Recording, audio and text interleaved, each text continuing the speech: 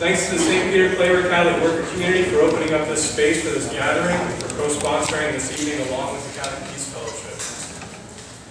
For those of you who do not know me, I'm Sean Storm, the director of the Catholic Peace Fellowship, which, guided by a personalist philosophy, works for peace before, during, and after war, through education, advocacy, counseling, and accompaniment. We offer practical and pastoral support for military and veterans who are struggling with the contradiction between their personal participation in war and their consciences.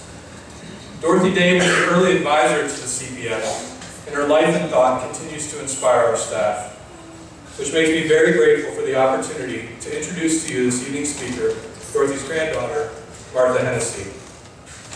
I first heard Martha's name in the spring of 2001, just after I graduated from Notre Dame, while I was working to help revitalize the Catholic Peace Fellowship here in South Bend. In the days just following graduation, someone shared with me a copy of the Vermont paper, the Rutland Herald, which featured a letter by Martha and her mother that addressed then-President George W. Bush's use of Dorothy Day's name and work in his commencement address at Notre Dame that year. A letter for which I'd like to offer my thanks to Martha today, and one that I encourage you to read if you haven't done so. It was a grace to meet Martha in person this past May in Alliance, Ohio, when the Catholic worker there was dedicated in memory of someone who many of us knew, someone who actually stood in this space and spoke to a Catholic Peace Fellowship gathering in 2007, the late Joshua Castile, whose burial was just a year ago this week. The CPS staff had long hoped that Martha would come here to visit someday. I like to think that in some way, Joshua helped to make this evening finally come about. Martha lives and works between her family homestead in Vermont and Mary House Catholic Worker in Lower Manhattan. She is the seventh of 9 grandchildren to Dorothy Day, who, as most of you know, co-founded the Catholic Worker Movement with Peter Warren. Martha also serves on the steering committee for the Guild for the Canonization of Dorothy Day. Martha is herself a grandmother. She works very part-time as an occupational therapist. She has traveled to the Middle East, Russia, Europe, Afghanistan, in search of peacemaking and cultural understanding. She participates in resistance work against war, torture, nuclear power, and nuclear weapons.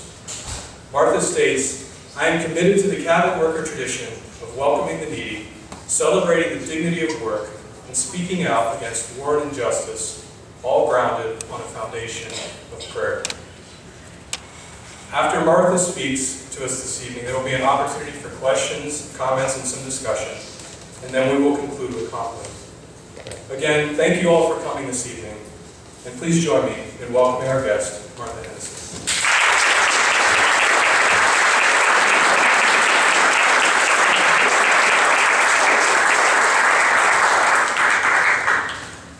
Thank you, Sean.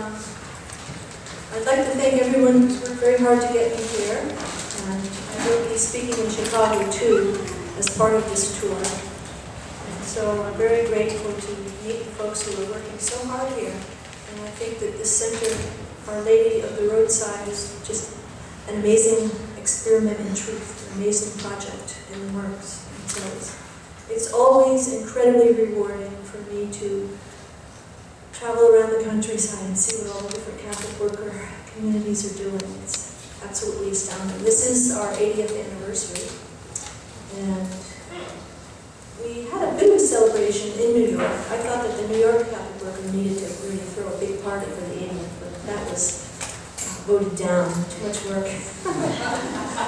A lot of the houses of hospitality worked so hard. People worked so hard on providing meals on a daily basis. But we did have a beautiful May Day celebration, which we do every year, May 1st. And we also are hoping to have a little Fritz Eichenberg portfolio reissuing of some of his prints as part of this 80th anniversary celebration, so stay posted for that. We love to celebrate the different artists of the Catholic working movement. I do want to start with a prayer. I think it's important for us to always stay close to prayer.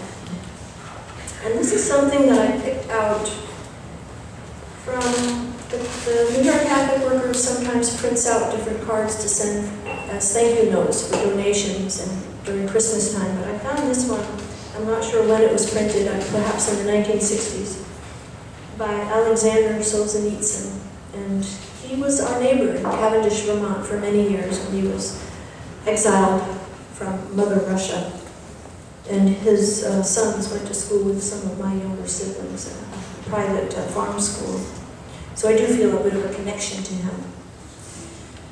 And this poem, or this prayer, just very much caught me by surprise. I just didn't understand how deep his faith was. How easy it is for me to live with you, O Lord. How easy it is for me to believe in you. When in perplexity my spirit bears itself or bends, when the most intelligent do not see farther than this evening, and do not know what will have to be done tomorrow. You pour into me the serene certitude that you exist and that you are watching out to see that all the paths of the good not be closed. On the crest of earthly glory, I consider with astonishment this path through despair. This path from which I myself have been able to send to humanity a reflection of your rays. All that I shall still have to reflect of them, you will grant me, and what I shall not succeed in reflecting, you have assigned to others. We are a community. We rely on each other. We rely on each other for comfort, for courage, for support, and to keep carrying on the work. And I very much appreciate how this prayer embodies that. So as Sean mentioned, I live and work between Mary House Catholic Worker and my family in Vermont. My parents moved to Vermont. I was born on Staten Island near the Petermore farm. One of my sisters was actually born on the farm in 1951. And I grew up in Vermont, out in the countryside. It was almost like moving to Siberia back then, moving to Vermont. And I still live on the land that I grew up on as a child, and both of my children were born there. We have 3 children between us, his, mine, and ours, my husband and I. And my roots go very deep there. We tend 30-year-old grapevines and apple trees and pear trees that I planted. And so the continuity of my life there has been very special. I'm very grateful for that. Continuity of family. Dorothy died in 1980. I was 25 years old.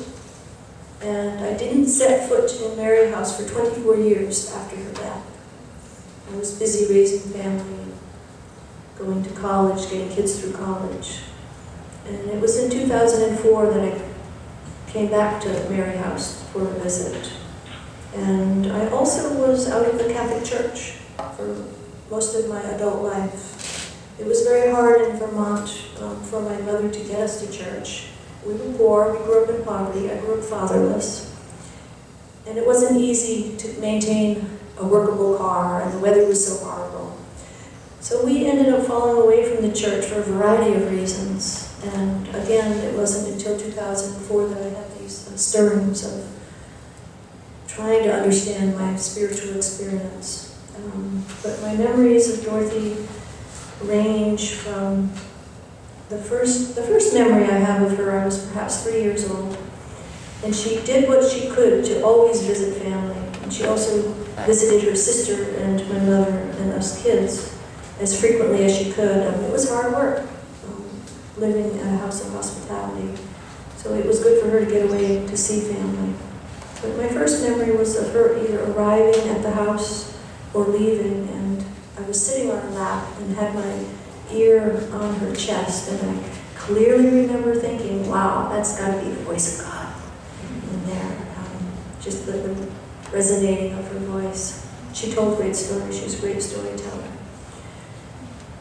And she would visit us frequently. It was not easy for her to see us as teenagers running wild in the 1970s.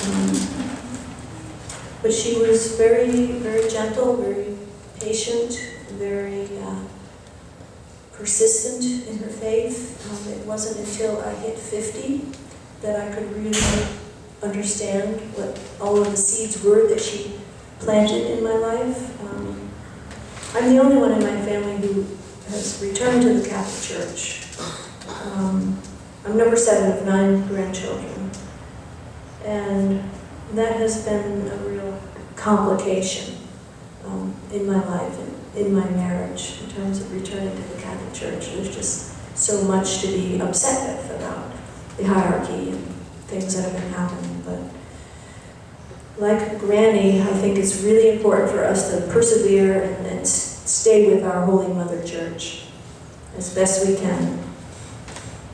So I'm spending time at Mary House now. We house perhaps 20, 25 people, and Dorothy talked about blurring the line between guests and workers, and so we all come to the community with need, some more extreme than others, obviously. But I spend my days doing much of what I did simply while raising a family, while being a mother and being a wife, and that's cooking and cleaning and sitting and talking and just sharing of oneself with the people who come. We serve maybe 30 to 50 women, Tuesday through Friday. We have a lunch. We also have a clothing room and showers. We provide access to the telephone room. And I certainly find myself coming up against my own internal ambitions and selfishness. I mean, our human condition is such that we're constantly at work on ourselves. And the Catholic worker community, I think, is a perfect place to rub and wear the rough edges off of us, living in community, tolerating each other. I go into the bathroom and it can be a terrible mess, sharing it with 12 other people, and already in my mind and in my heart, I've murdered someone for the day. The mess they left behind. So it is certainly a constant exercise in learning how to become nonviolent. It comes in many, many forms. I do want to read to you. I'm not going to go down through the whole history of the Catholic worker. It's just astounding, all the different decades, the 20s, the 30s, the 40s, the 50s, the 60s, and the 70s. And Dorothy's life was just so rich and so embedded in American history. But I would certainly encourage you all to read primary sources of her as much as you can. We have a bibliography up on the table there. I would encourage you all to look at that. And her latest edited works by Robert Ellsberg, being her diaries and letters, very, very revealing, her day-to-day life, the tremendous numbers of people marching through her life, and a lot of names that I grew up being familiar with. And I found with reading the journals, I was just absolutely brought to tears on many occasions, just realizing what effort, what sacrifice she put in day after day, year after year, for so long. So I would encourage you certainly to read as much of her as possible. I do want to share with you something she wrote in May 1933, the year of the starting of the movement. And Dorothy was just such a gifted writer. My mother talked about not being able to read her mother's writings for a variety of reasons. And I really didn't delve into it until I was in my 40s and 50s. And so I just want to share this one bit with you. And some of you will be familiar with it. It's from the book By Little and By Little, edited again by Robert Ellsberg. To our readers. For those who are sitting on park benches in the warm spring sunlight, for those who are huddling in shelters trying to escape the rain, for those who are walking the streets in the all but futile search for work, for those who think that there is no hope for the future, no recognition of their plight, this little paper is addressed. It is printed to call their attention to the fact that the Catholic Church has a social program. to let them know that there are men of God who are working not only for their spiritual, but for their material welfare. It's time that there was a Catholic paper printed for the unemployed. The fundamental aim of most radical sheets is the conversion of its readers to radicalism and atheism, in her time, socialism. Is it not possible to be radical and not atheist? Is it not possible to protest, to expose, to complain, to point out abuses and demand reforms without desiring to overthrow religion? In an attempt to popularize and make known the encyclicals of the popes in regard to social justice and the program put forth by the Church for the, quote, reconstruction of the social order, unquote, this news sheet, The Catholic Worker, is started. It is not as yet known whether it will be a monthly, a fortnightly, or a weekly. It all depends on the funds collected for the printing and distribution. Those who can subscribe and those who can donate are asked to do so.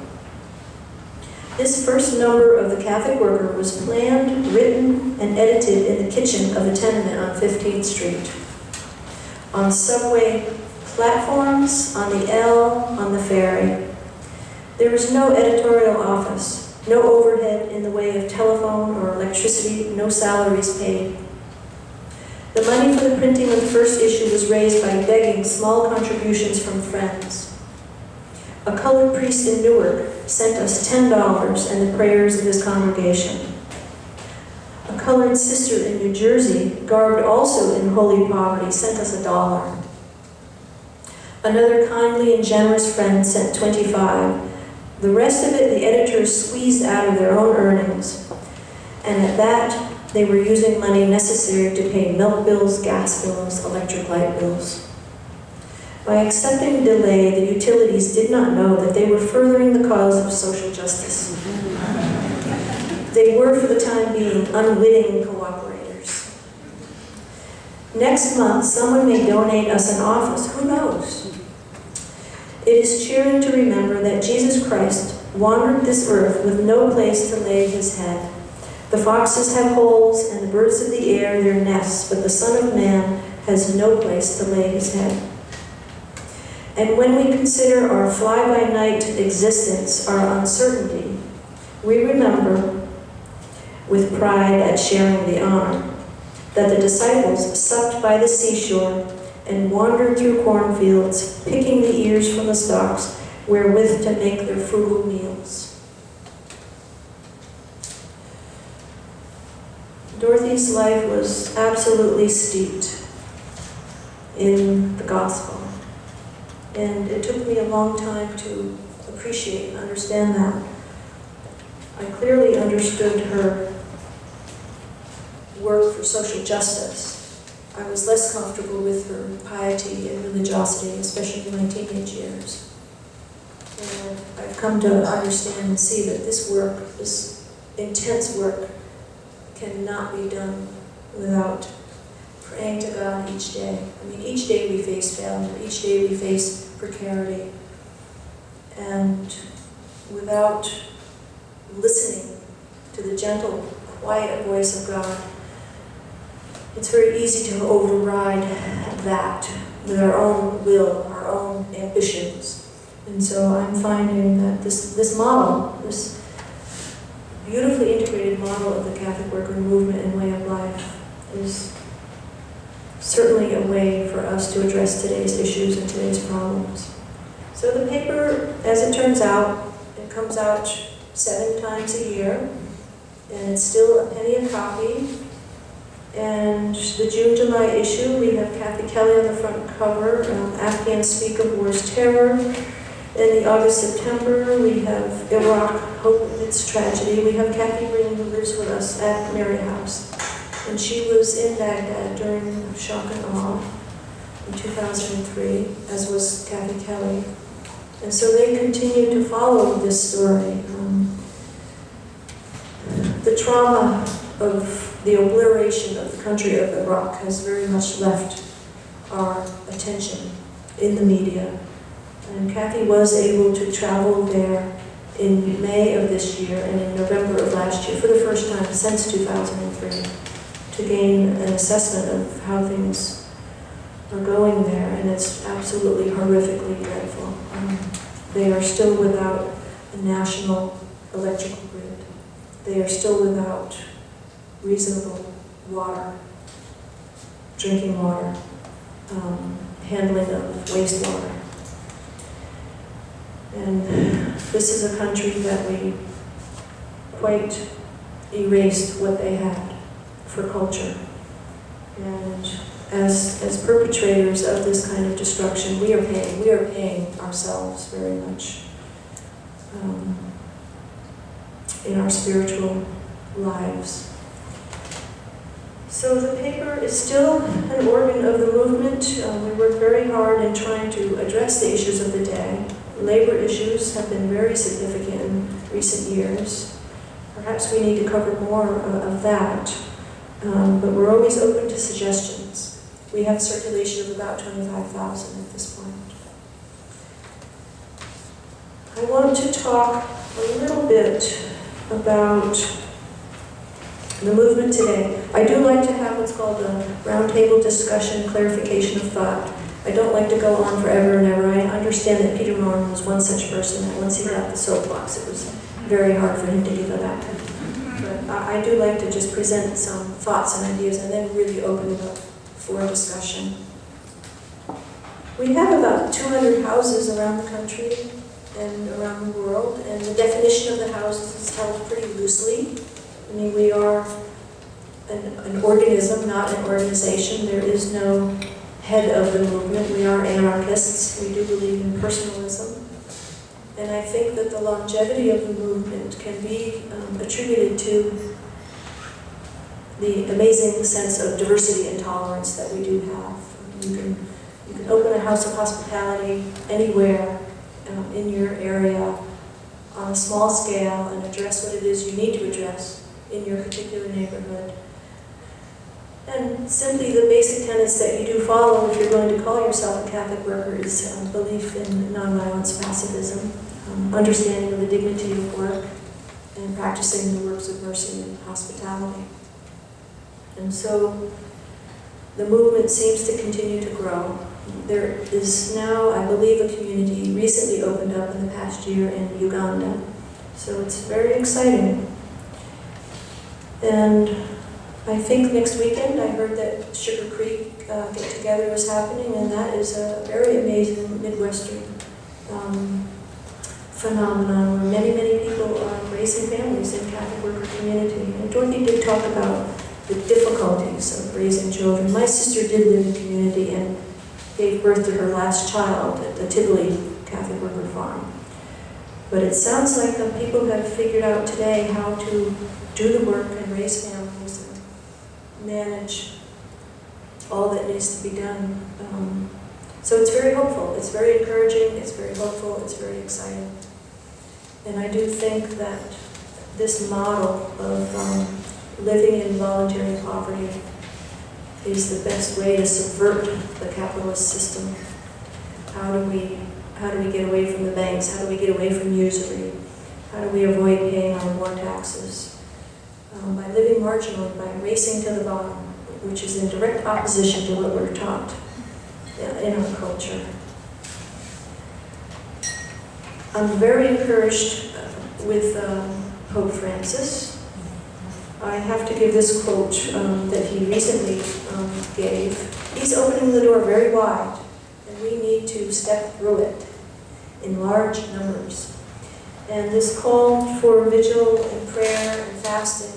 On Saturday we got together a group of various people, Pax Christi, Metro, War Resisters League, Catholic Worker, Kairos Community, started by Dan Berrigan, and had a vigil at Washington Square Park. And I think this call to action is so crucial. We're now faced with yet another war, with yet the same lies to perpetrate it.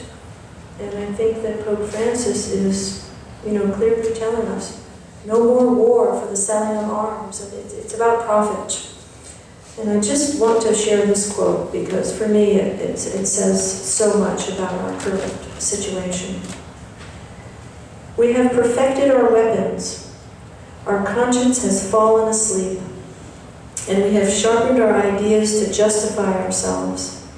As if it were normal, we continue to sow destruction, pain, and death. My last trip abroad was to Amman, Jordan in March, April of this year.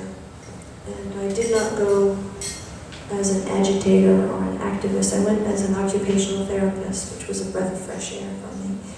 And I was helping to set up a clinic, evaluating children with learning difficulties and differences. And many of the children were Jordanian, but there were also children whose families had recently fled Syria and Iraq. And it's, the upper class that's able to get out. These children are from the more wealthy families in order to receive these kinds of services. So it was limited who I was serving. But I was able to get a sense of the trauma on people's faces. And there were many, many refugees coming in from Syria. I was in Amman. I didn't have a chance to go out to the refugee camps to really see what was happening. But it's pretty significant, pretty severe. And my boss, who was a speech-language pathologist who was trained here in the States, she talked about the changes that have occurred in her country in the past 15 years. Many women now are veiled, whereas 15 years ago it was a minority of women who were veiled. So things have been changing very dramatically in the past 2 decades. My previous trip to Amman, Jordan was in December, January of this past year to Kabul, Afghanistan. I traveled with Kathy Kelly in Voices for Creative Nonviolence. And she has been working for 3 or 4 years now with a group called the Afghan Peace Volunteers. And these young men, they were quite a bit younger when Hakim, their leader and mentor, first met them. He's a medical doctor who met them on the border of Pakistan while they were out of Bamiyan province, fleeing the Taliban. Most of these kids' families have experienced death at the hands of coalition bombings or Taliban murders. And once again, the face of trauma, the face of war, I think it's so important for us to meet the enemy, to go to the other end of the effects of the U.S. military. And the boys have such hope, such warmth. And this is an amazing experiment in truth. Hakim has brought together boys from all the different tribes, Hazara, Pashtun, Tajik, Uzbek. It's a land of many, many peoples. And they're living in community together. And they're simply trying to overcome their own internal violent urgings. I mean, there's such strife between the tribes. The different peoples did live together for hundreds of years prior to Western intervention without difficulty. A very different situation now after 40 years of extreme violence and war. So the boys live together. They learn how to cook, wash, clean, things that are not necessarily done by males in that society. So Hakim, who is the leader of this effort to show a different way, to show a nonviolent response. And they simply do look like a candle in a hurricane. They're a very small group of people. But Hakim studies Gandhi and Martin Luther King Jr. and Noam Chomsky. And he's educating the boys on nonviolence. It's interesting. I also have been part of a group called Witness Against Torture, and this was something initiated out of the Mary House Catholic Worker to address the Guantanamo, the indefinite detention of these prisoners. That situation is horrific now with this hunger strike going on. But during one of the January fasts and vigils in Washington, D.C., with Witness Against Torture, the folks thanked the Afghan Peace Volunteers And someone in the Witness Against Torture group said, today is Martin Luther King Day in January, and they asked of the boys, do you know Martin Luther King Jr.? And the boys immediately started quoting him extensively. So that was very positive, very hopeful, very amazing. These days of having Skype and email and cell phones. Hakeem does a lot of his contact via Skype around the globe. And when we have these, what we call global days of listening, there are people around the world talking to the boys, giving them courage, giving them sustenance to keep doing the work that they're doing in the face of pretty severe violence and difficult living conditions. I'll end with a little bit of discussion about my involvement in the resistance component of the work. I mean, we do have houses that focus much on works of mercy, and then we have other houses that focus very much on resistance work. And the two things that I have been getting involved with is the Guantanamo, torture in Guantanamo, and we've been at that for a decade now. And the other issue being the drones. We have Hancock Air Base in upstate New York where the training of using the Reaper drones is happening. And this just opens the door to an altogether different world of war making. And it's been conducted in secrecy until recently. The media is finally picking up on what the implications are of this drone warfare. And so I've been arrested. I think the works of mercy of visiting the imprisoned, part of that, the best way to visit the imprisoned is to get arrested and go to jail.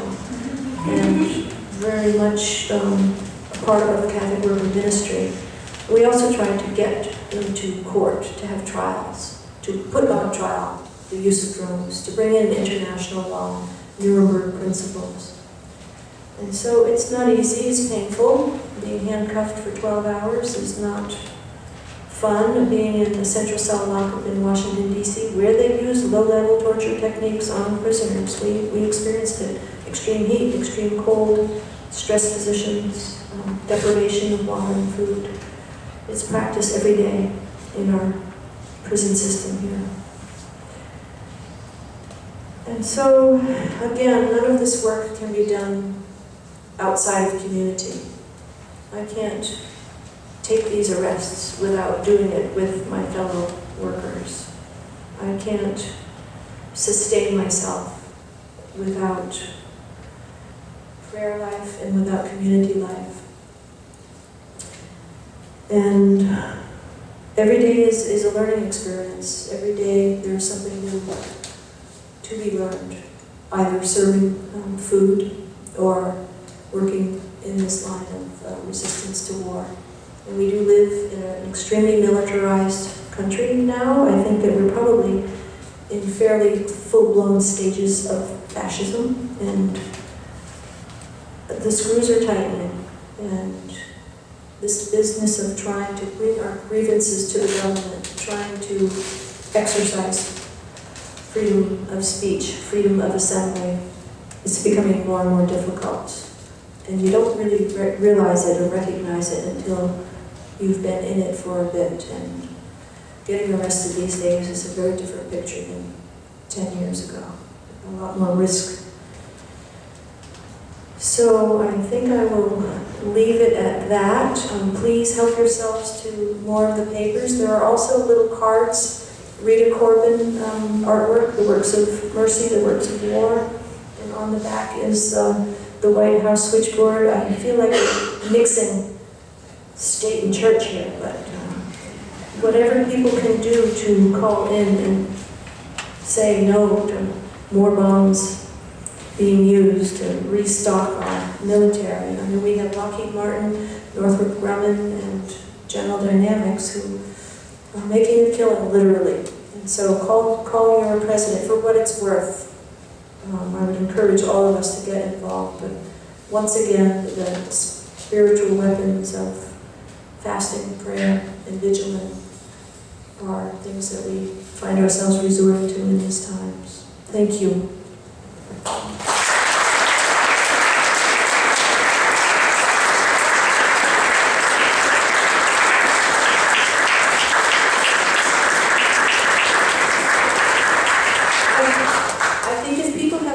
questions, it would be good to come up and use the microphone so that everyone can hear the questions, and please don't be shy about asking anything.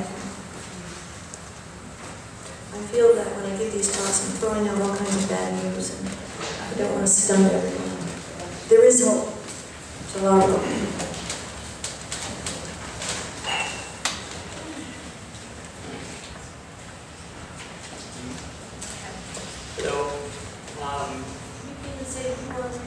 Sure. My name is Tom Eggleston. I'm from White Club, Michigan. Now working in Holland, Michigan. I am a graduate of the MDiv program at Notre Dame. And the other day I was speaking with a friend. And he asked me about the Catholic worker movement.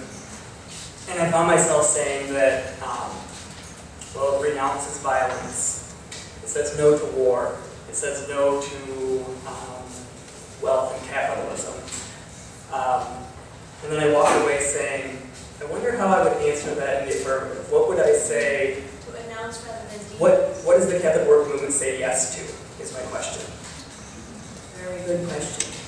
I don't know that I can answer it. No, but Dorothy and Peter did talk about the importance of announcing. And I think we're in the advanced stages of capitalism. A lot of privatization going on. You go to the post office and it says, thank you for your business. And the post office should be one of the basic tenets to a democracy. Peter Warren talked a lot about cooperatives, credit unions, agronomic universities. I'm not an astute student of the Catholic worker movement. I've very much experienced it on a personal level, so I'm not the best person to talk about theory.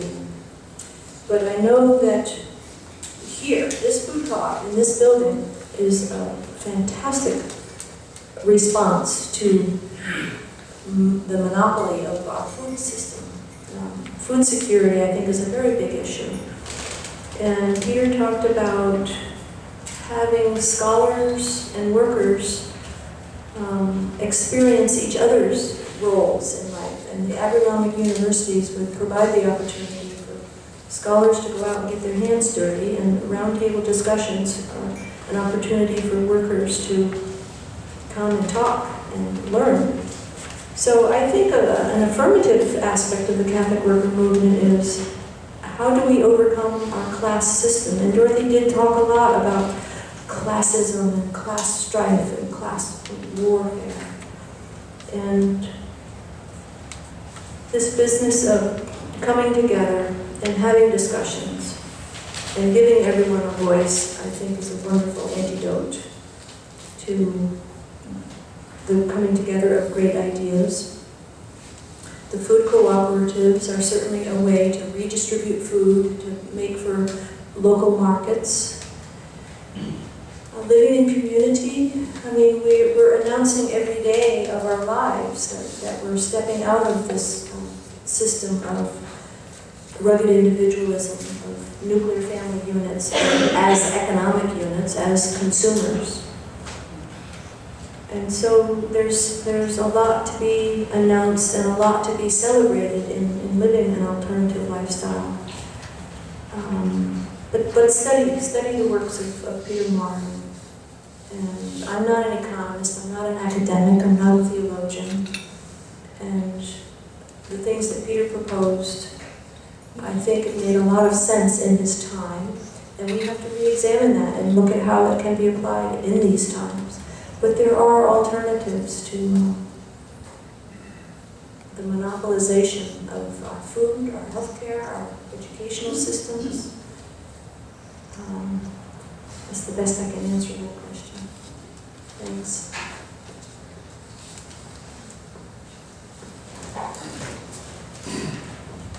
Thank you, Martha. My name is Patrick Gaffney. I teach in the university here.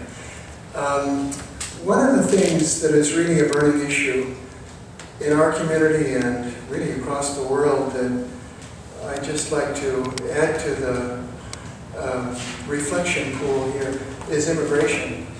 And our country has been a magnet for those who seek a better life, seek a protection from persecution and oppression. And we have many voices in our country, now that immigration is, you might say, on the political agenda, who are very inhospitable, who are very unwilling to recognize that God's gifts to us don't become our private and exclusive property.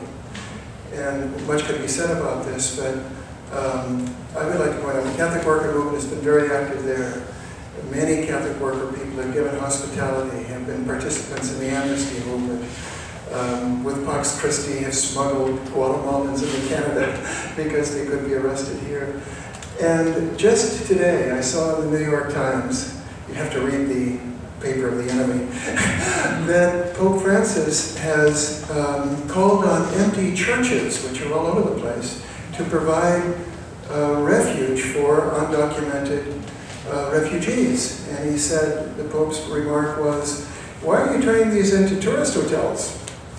Open them up to people who need space, who need homes, who need protection.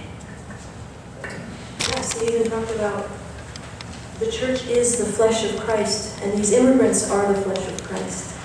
So how can we provide for them? I think also part of this whole question of immigration, our country was built on immigrant labor, Irish, Italian, Chinese. And Peter Martin himself traveled around the country using his own hands and manual labor. And so it is a great tradition, this bringing in of many peoples. I think we also have to look at what's happening on the other end, especially with our neighbors to the south, Central and South America, the horrific conditions instigated by free trade agreements. It's only humane to consider what it is that's driving people economically from their homes, from their families, risking their lives, and taking responsibility for whatever impact we have had with that. So that's one thing that I would certainly wish that we could think more about. What are the economic conditions we are causing to cause this wholesale migration? And I think the other thing, as practicing Christians, what about hospitality? Are we not supposed to take care of those who come to us in great need? And one thing that I learned traveling in the Middle East and in Afghanistan, for people of Islamic faith, the very first tenet that they consider is that of hospitality. I mean, it's a very hostile landscape. When people were pilgrims and traveling, they rely on each other to get through the deserts and to get through the mountains. And so hospitality is one of the first tenets of Islam. And then again, followed by that, the next tenet being, if you are wronged, you must seek revenge. And so that's a difficulty. And Jesus has brought us is that example of forgiveness and hospitality. I think it's incredible that the Pope is saying, open up all of this real estate. And Dorothy talked about that. Peter Martin talked about Christ rooms in every house. I mean, there would be no homelessness if each of us took in someone. And so to have the Pope talk about using the church's real estate in a productive, humane way is quite revolutionary, quite radical. So I hope we hear more of that, and I hope we see parishes stepping up to the challenge.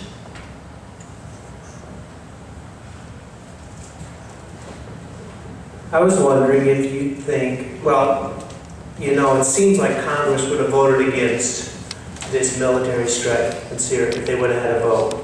And I remember both Iraq wars, and they just put their public relations machinery into gear, and everybody was like all for it, you know. Like, it just seemed like it turned people's opinion overnight. And certainly Congress wasn't brave enough to vote against any of the other wars I've seen the United States start. So, are you hopeful the fact that Congress was going to vote against that military strike if they would have taken a vote? Well, we're always called retain hope. Hope, faith, and love.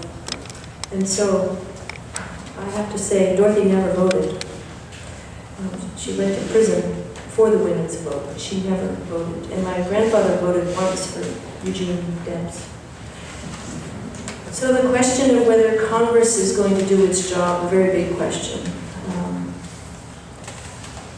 I don't have a lot of faith in our political system. I think that it's quite corrupted. It's easy enough for us to talk about corruption in other countries, but I think it's a good exercise to look at the corruption in our own system. And it's moneyed interests that are running things. And it seems as though the arms industry is the one with the biggest vote, the biggest lobby. So I have hope. I have hope that Congress will vote it down. But then, does that mean that the administration and the Pentagon will follow that vote? Will respect the will of the people and the representatives? I don't know. I think what happened with the war of 2003, with millions of people protesting, and the machinery just kept on grinding forward. I think it may be time for a coup in the United States. I don't know.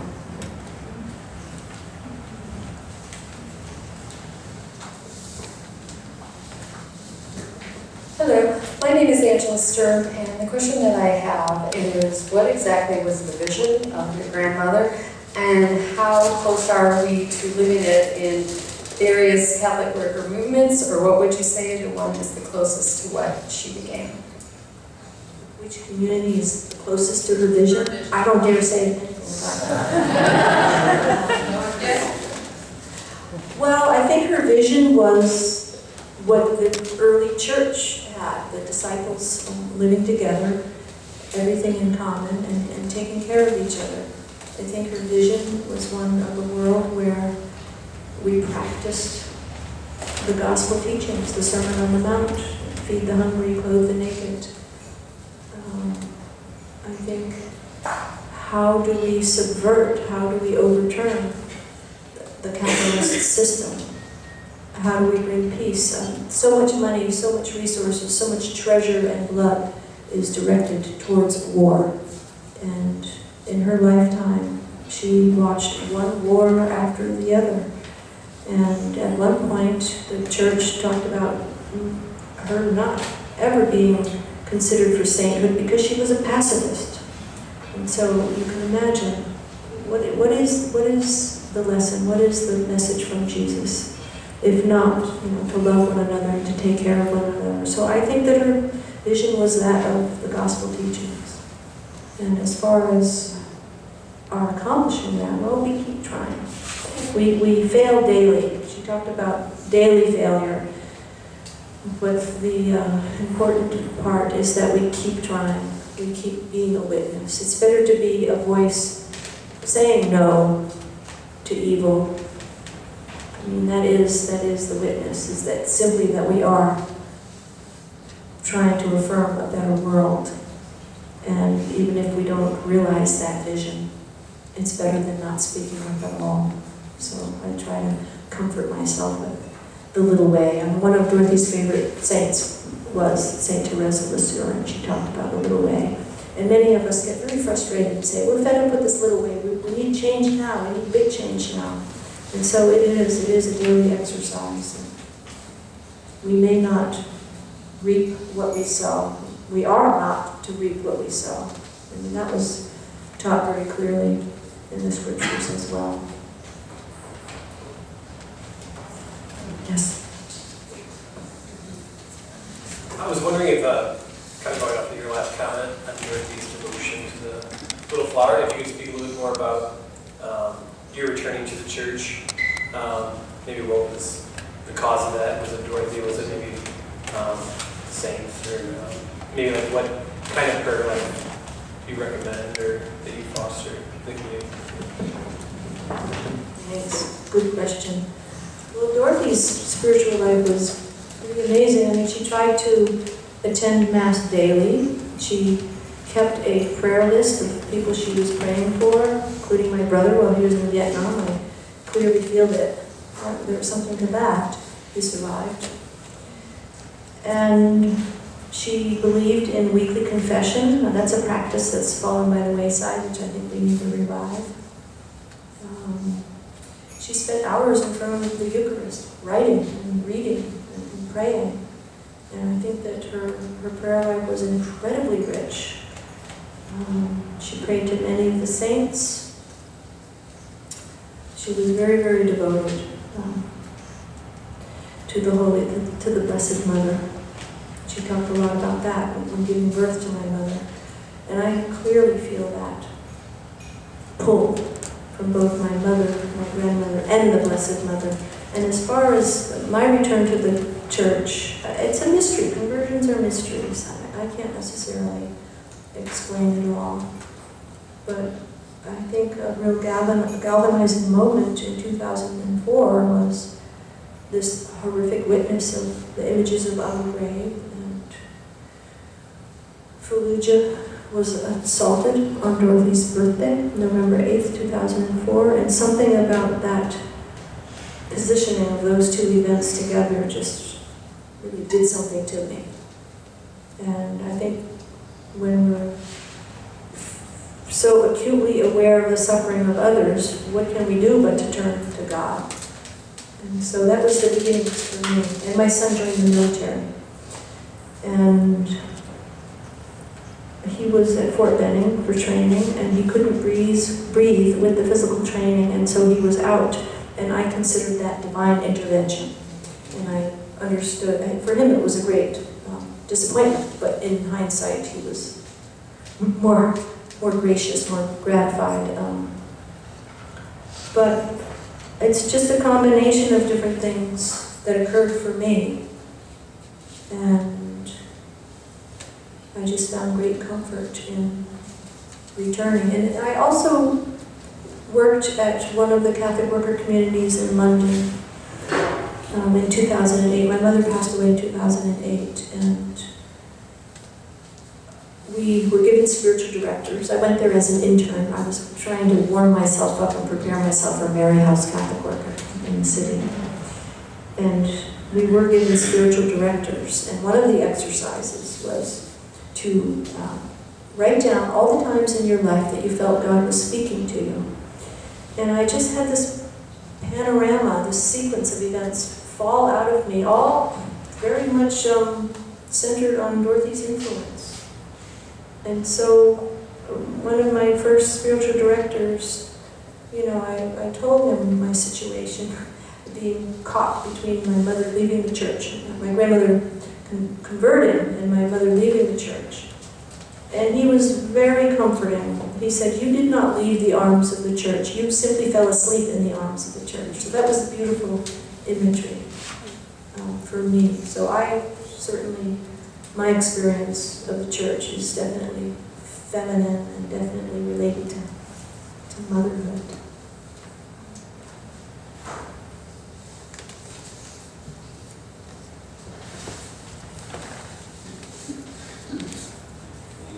I'm Mike Coleman. I'm a speech-language pathologist, pediatrics, and I've learned more about children from occupational therapists than anybody. So, my question is, how can I be a part? I've been involved in Catholic worker for a number of years, trying to raise children and family, etc.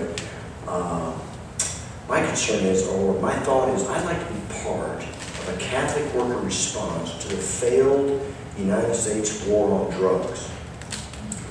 It's decimating our communities, it's decimating our neighborhoods, it's cost us over how many trillions of dollars. Incarceration rates are off the charts. I'd like to hear, I've heard think globally and act locally. I'd like to be a part of a local solution to the failed war on drugs in a nonviolent manner. Any Catholic worker kind of thoughts, ideas, not organizational, organistic for sure, but anything that would help us out. Thank you. Thank you.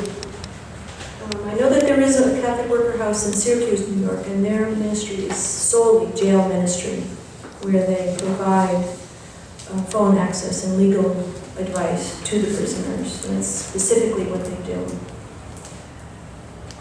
I was just at a retreat, we call it the Atlantic Life Community Retreat, and they've been meeting for over 30 years on the East Coast. And one of the films that they showed was a documentary of what we're now calling the military prison industrial complex.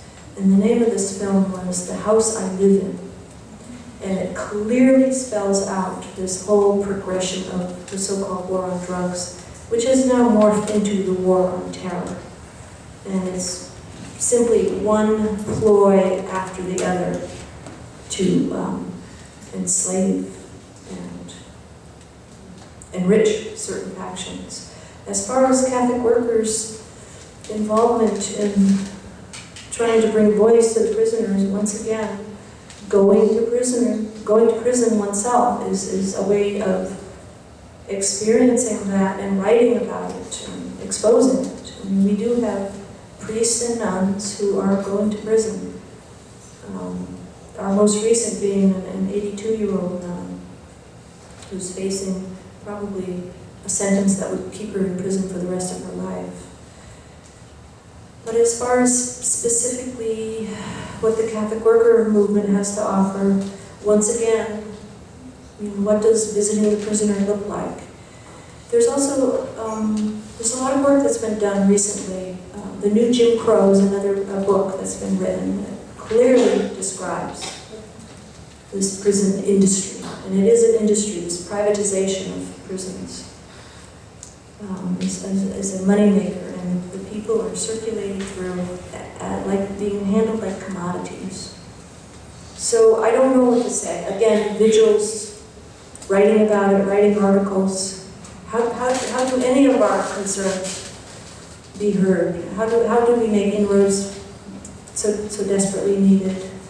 That same question again. But and I also know that there are some Catholic worker communities in the southern border who are helping people survive and crossing over by leaving water out for them as they pass through. It's just, once again, tiny little efforts that appear to look like a bandage on cancer, but the effort itself we must do. We have no other choice but to continue with our efforts. And there may be other Catholic workers who have better ideas than I do, certainly. But that's definitely a good issue to be aware of.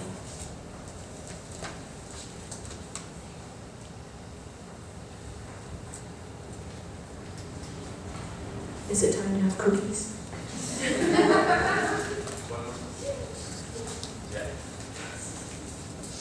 I'm John Burquist. So Sean was saying earlier that you're on the steering committee for the canonization of Dorothy, and I was just wondering if you could speak to a few of the qualities or attributes, maybe even from your own personal experience, that that really would, I guess, speak to that cause, or what were some things in her that you saw that that spoke to her sainthood? I knew this question.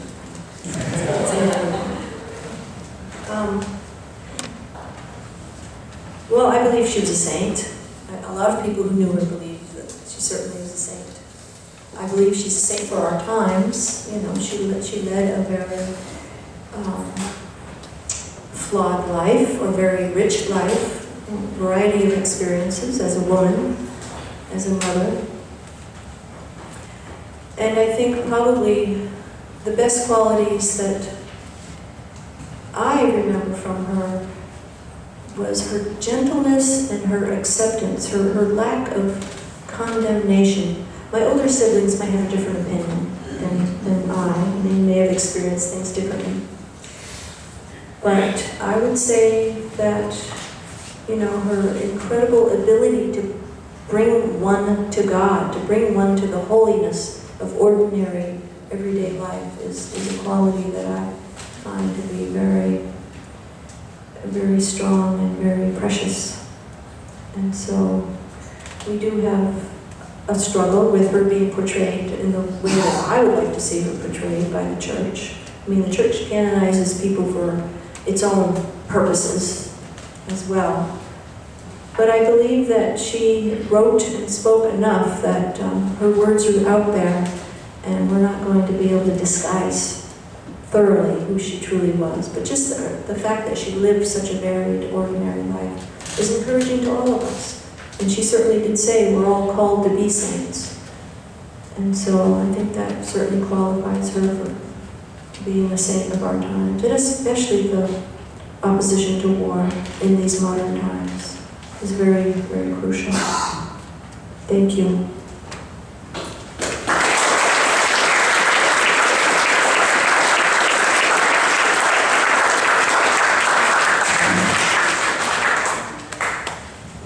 Thank you, Martha.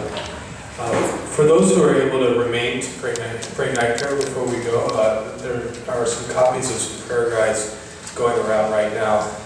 We have nearly 100 people here.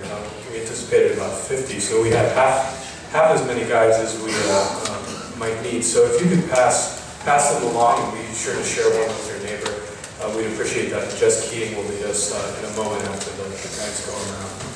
Thank you, everyone.